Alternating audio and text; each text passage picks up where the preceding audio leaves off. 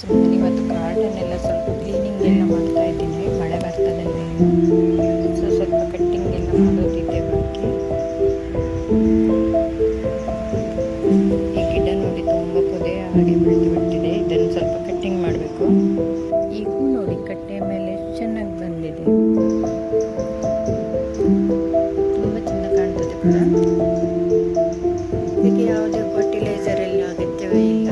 ಈ ಗಿಡಕ್ಕೆ ನೀರು ಹಾಕಿದ್ರೆ ಸಾಕು. ಅಡಿನಿಯಂ ಗಿಡ ಎಲ್ಲ ಹೊರಗಿಟ್ಟಿದ್ದೇನೆ, ಇನ್ನು ಹೂವು ಹಾಕಬೇಕಷ್ಟೇ ಎಲ್ಲ.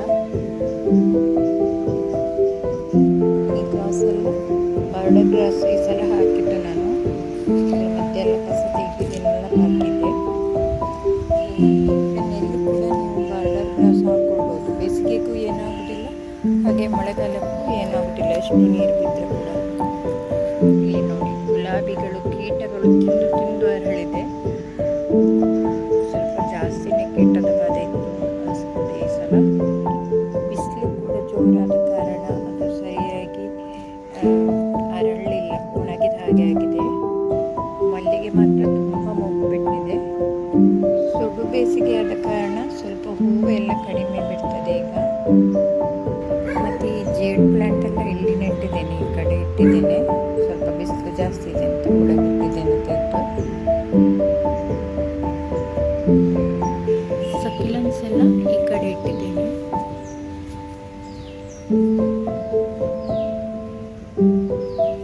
ಹಾಗೆ ಗಾರ್ಡನ್ ಟೂರ್ ಮಾಡಿ ಅಂತ ಒಬ್ರು ಕೇಳಿದ್ದಾರೆ, ಅದು ನೆಕ್ಸ್ಟ್ ವಿಡಿಯೋದಲ್ಲಿ ಮಾಡ್ತೇನೆ ನಾನು. ಪೀಸ್ ಲಿಲ್ಲಿಯಲ್ಲಿ ಇನ್ನೊಂದು ಥರ, ಇದು ನೋಡುವಾಗ ನಮಗೆ ಸೇಮ್ ಮಾವಿನ ಹಡೆಯಾಗಿ ಕಾಣ್ತದೆ. ಇದು ಪರಿಮಳ ಎಲ್ಲ ಏನಿಲ್ಲ ಇದರಲ್ಲಿ. ಇನ್ನೊಂದು ನಾನು ಅವತ್ತು ತೋರಿಸಿದ್ದಲ್ಲ, ಅದರಲ್ಲಿ ತುಂಬ ಪರಿಮಳ, ಇದರಲ್ಲಿ ಪರಿಮಳ ಎಲ್ಲ ಏನಿರೋದಿಲ್ಲ.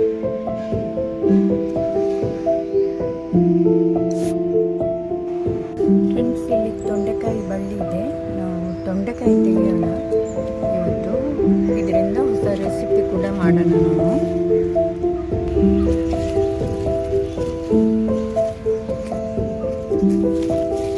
ಇಲ್ಲಿ ನೋಡಿ ಸೊಪ್ಪು, ಇದು ಕೊಂಡೆ ಸೊಪ್ಪು ಅಂತ ಹೇಳ್ತಾರೆ ಅಥವಾ ಗೋಂಗೂರ ಸೊಪ್ಪು ಅಂತ ಹೇಳ್ತಾರೆ. ಆಂಧ್ರದಲ್ಲಿ ಇದರ ಚಟ್ನಿ ಎಲ್ಲ ತುಂಬ ಫೇಮಸ್. ನಾನು ಇದನ್ನ ಆನ್ಲೈನಲ್ಲಿ ತರಿಸ್ಕೊಂಡು ಸೀಡ್ಸ್ ಹಾಕಿದ್ದೀನಿ. ಇವಾಗ ನೋಡಿ ಇದರಲ್ಲೆಲ್ಲ ಸೀಡ್ಸ್ ಸ್ಪಾಟ್ ಆಗಿದೆ. ಇದರಲ್ಲಿ ಒಂದೊಂದು ಗೊಂಚಲಲ್ಲಿ ತುಂಬ ಸೀಡ್ಸ್ ಇದೆ. ನಾನೀಗ ಇದನ್ನ ನಿಮಗೆ ಕಟ್ ಮಾಡಿ ತೋರಿಸ್ತೀನಿ, ಇದರಲ್ಲಿ ಎಷ್ಟು ಸೀಡ್ಸ್ ಇದೆ ಅಂತ. ಸ್ವಲ್ಪ ಚೂಪಿದೆ, ಮುಳ್ಳು ಥರ. ಫಸ್ಟಿಗೆ ಈ ಸೀಡ್ ಸ್ಪಾಟ್ ಹೀಗೆ ಮುಚ್ಕೊಂಡಿರ್ತದೆ, ಆಮೇಲೆ ಅದು ಬೆಳೆದ ಹಾಗೆ, ಬೀಜಗಳು ಬೆಳೆದ ಹಾಗೆ ಅದು ಓಪನ್ ಆಗ್ತದೆ. ಆಮೇಲೆ ಎಲ್ಲ ಕಡೆ ಬಿದ್ದುಬಿಡ್ತದೆ. ಬೀಳೋ ಮೊದಲು ನಾವು ಅದನ್ನ ಕಲೆಕ್ಟ್ ಮಾಡ್ಕೊಳ್ಬೇಕು. ಇವಾಗ ನೋಡಿ ಈ ಬೀಜಗಳೆಲ್ಲ ಹೇಗೆ ಒಟ್ಕೊಂಡು ಬಿಡ್ತಿದೆ. ಈ ಥರ ಓಪನ್ ಆಗ್ತದೆ. ಆಮೇಲೆ ಇದರಲ್ಲಿ ಹೀಗೆ ಸೀಡ್ಸ್ ಎಲ್ಲ ಬರ್ತದೆ. ಬೀಜ ಇದೆ ಕಡೆಯಿಂದ. ಹೀಗೆ ಒಂದು ಗಿಡ ಇದ್ದರೆ ನಾವು ಎಷ್ಟು ಬೀಜ ಕೂಡ ಮಾಡ್ಕೊಳ್ಬಹುದು. ನಾನು 2 ಸೀಡ್ ಸ್ಪಾಟ್ ಓಪನ್ ಮಾಡಿದ್ದೇನೆ ಬೆಳೆದಿದ್ದು, ಅದರಲ್ಲಿ ಇಷ್ಟು ಸಿಕ್ತು ನೋಡಿ. ನಾವಿದನ್ನು ಇನ್ನು ತಿರ್ಗಾ ಹಾಕಿ ತುಂಬ ಗಿಡ ಮಾಡ್ಬೋದು. ನಮ್ಮ ಇವತ್ತಿನ ರೆಸಿಪಿ ಮಾಡೋದಕ್ಕೆ ಇಷ್ಟು ತೊಂಡೆಕಾಯಿ ಸಾಕು. ಇದನ್ನು ಚೆನ್ನಾಗಿ ತೊಳ್ಕೊಂಡಿಟ್ಟಿದ್ದೇನೆ. ಈಗ ಇದರ 2 ಬದಿಯನ್ನು ಸಹ ಕಟ್ ಮಾಡ್ಕೋಬೇಕು. ಈ ಸೈಡ್ ಮತ್ತು ಈ ಸೈಡ್. ನಾನಿಲ್ಲಿ ಒಂದು 10 ತೊಂಡೆಕಾಯಿ ತಗೊಂಡಿದ್ದೇನೆ. ಇದು ಮಾಡಲಿಕ್ಕೆ ಈಗ ಏನೇನು ಸಾಮಗ್ರಿ ಬೇಕು ಅಂತ ತಿಳ್ಕೊಳ್ಳುವ. ಇದಕ್ಕೆ 1 ಗಡ್ಡೆ ಈರುಳ್ಳಿ, ಹಸಿರು ಮೆಣಸು 3 ಅಥವಾ 4, ನಿಮಗೆ ಖಾರ ಎಷ್ಟು ಬೇಕೋ ಅಷ್ಟು. ಆಮೇಲೆ ನಿಂಬೆ ಹಣ್ಣು, ನಿಂಬೆ ಕೂಡ ಅಷ್ಟೇ, ಹುಳಿ ಬೇಕಾದರೆ ಜಾಸ್ತಿ ಹಾಕ್ಕೊಳ್ಬೋದು, ಇಲ್ಲ ಕಡಿಮೆ ಹಾಕ್ಕೊಳ್ಬೋದು. ಆಮೇಲೆ ಉಪ್ಪು ರುಚಿಗೆ ತಕ್ಕಷ್ಟು. ಆಮೇಲೆ 1 ತುಂಡು ಶುಂಠಿ. ಬನ್ನಿ ಹಾಗಾದರೆ ಹೇಗೆ ಮಾಡೋದು ನೋಡಿಕೊಳ್ಳುವ. ಇದು ತುಂಬ ಬೇಗ ಕೂಡ ಆಗ್ತದೆ. ಅರ್ಜೆಂಟಿಗೆ ಯಾರಾದರೂ ನೆಂಟರು ಬರುವಾಗ ನಮ್ಮಲ್ಲಿ ಬರೀ ಸಾಂಬಾರು ಇದ್ದರೆ ಜೊತೆಗೆ ಇದು ಚಪಾತಿ ಜೊತೆಗೂ ತಿನ್ಬೋದು.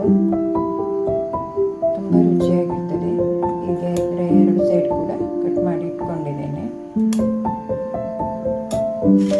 ಈ ಥರ ತುರಿಯೋದ್ರಲ್ಲಿ ಚೆನ್ನಾಗಿ ತುರಿಬೇಕು. ಇದರಲ್ಲಿ ದಪ್ಪ ದಪ್ಪ ಬೇಡ, ಸಣ್ಣಕ್ಕಿದೆ ನೋಡಿ. ಈ ಸೈಡ್ ತುರ್ಕೊಳ್ಬೇಕು ನಾವೀಗ.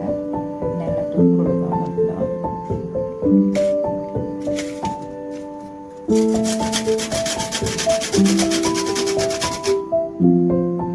ಇವಾಗೆಲ್ಲ ಹೆಚ್ಕೊಂಡಾಗಿದೆ ನೋಡಿ.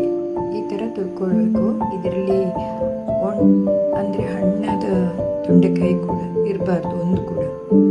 ಹಣ್ಣಾದ್ದು ಟೇಸ್ಟ್ ಬೇರೆ ಬರ್ತದೆ, ಹಾಗಾಗಿ ಹಣ್ಣಾದ ತೊಂಡೆಕಾಯಿ ಇಡಬಾರ್ದು. ಇವಾಗ ಇಲ್ಲಿ ಹಸಿಮೆಣಸು, ಈರುಳ್ಳಿ ಮತ್ತು ಶುಂಠಿಯನ್ನು ಚಿಕ್ಕದಾಗಿ ಹೆಚ್ಕೋಬೇಕು, ಆದಷ್ಟು ಚಿಕ್ಕದಾಗಿ.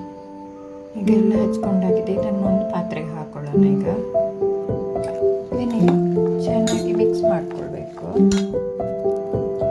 ಈಗ ಇದಕ್ಕೆ ಉಪ್ಪು, ಆಮೇಲೆ ನಿಂಬೆ ರಸ ನಿಮಗೆ ಎಷ್ಟು ಬೇಕೋ ಅಷ್ಟೇ ಹಾಕ್ಕೊಳ್ಳಿ. ನಾನು ಆಗ ಹೇಳಿದಾಗೆ ಇದರ ಜೊತೆಗೆ ಮೊಸರು ಕೂಡ ಹಾಕ್ಕೊಳ್ಬಹುದು. ನಿಂಬೆ ಹುಳಿ ಬೇಡ ಆದರೆ ಸ್ಕಿಪ್ ಮಾಡಿಕೊಂಡು ಮೊಸರು ಕೂಡ ಹಾಕ್ಕೋಬಹುದು. ಮೊಸರು ಹಾಕ್ಕೊಂಡ್ರೆ ಚಪಾತಿ ತಿನ್ನಲಿಕ್ಕೆ ತುಂಬ ಒಳ್ಳೆಯದಾಗ್ತದೆ, ತುಂಬ ಟೇಸ್ಟ್ ಕೂಡ ಆಗಿರ್ತದೆ. ಇದು ಹೊಸ ರೆಸಿಪಿ ಕೂಡ, ಇದನ್ನ ನಾನೇ ಕಂಡುಹಿಡಿದಿದ್ದೆ.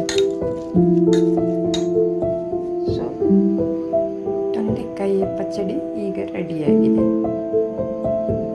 ಇದಕ್ಕೆ ಒಗ್ಗರಣೆ ಹಾಕೋದು, ಒಗ್ಗರಣೆ ಕೂಡ ಹಾಕ್ಕೊಳ್ಬೋದು ಮೇಲ್ಗಡೆ. ನಾನಿಲ್ಲಿ ಹಾಕ್ತಾ ಇಲ್ಲ. ಇದಕ್ಕೆ ಯಾವುದೇ ಗ್ಯಾಸ್ ಬೇಕಿಲ್ಲ, ಏನು ಬೇಕಿಲ್ಲ. ಒಂದು ವೇಳೆ ನಿಮಗೆ ಗ್ಯಾಸ್ ಖಾಲಿ ಆದರೆ ಆ ದಿನ ಈ ಥರದ ರೆಸಿಪಿ ಮಾಡ್ಬೋದು. ಇದಕ್ಕೆ ಗ್ಯಾಸ್ ಹೊತ್ತಿಸ್ಬೇಕಾಗಿಲ್ಲ, ಏನು ಬೇಕಾಗಿಲ್ಲ. ಆದರೆ ಒಂದು ವೇಳೆ ನೀವು ಒಗ್ಗರಣೆ ಹಾಕ್ಕೊಳ್ಬೋದಾದರೆ ಹಾಕ್ಕೊಳ್ಬೋದು, ಅದು ನಿಮ್ಮ ಇಷ್ಟ. ನಿಮಗೆ ಇವತ್ತಿನ ನನ್ನ ವಿಡಿಯೋ ಇಷ್ಟ ಆಗಿದ್ದರೆ ಲೈಕ್ ಮಾಡಿ, ಶೇರ್ ಮಾಡಿ, ಹೊಸಬರಾಗಿದ್ದರೆ ಸಬ್ಸ್ಕ್ರೈಬ್ ಮಾಡಿ. ಹಾಗೆ ಪಕ್ಕದಲ್ಲಿರುವ ಬೆಲ್ಲೈಕನ್ ಒತ್ತೋದನ್ನು ಮರಿಬೇಡಿ. ಹಾಗೆ ನಿಮ್ಮ ಅಭಿಪ್ರಾಯಗಳನ್ನು ತಪ್ಪದೆ ಕಮೆಂಟ್ ಮೂಲಕ ತಿಳಿಸಿ. Thank you.